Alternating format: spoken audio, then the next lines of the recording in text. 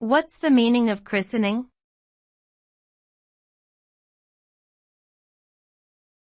Christening.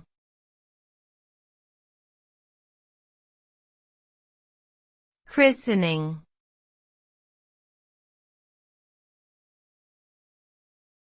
Christening.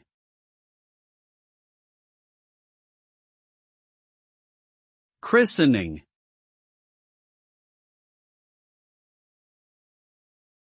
Christening refers to the Christian sacrament of baptizing an infant or young child, marking their admission into the faith community. The ceremony usually takes place in a church or chapel and involves the sprinkling or immersion of water on the child's head by a priest or minister. The child is given a name during the ceremony and is welcomed into the Christian family. The christening ceremony is symbolic of the child's spiritual rebirth and the beginning of their lifelong journey of faith. It is a significant event for Christian families and is often celebrated with a gathering or party.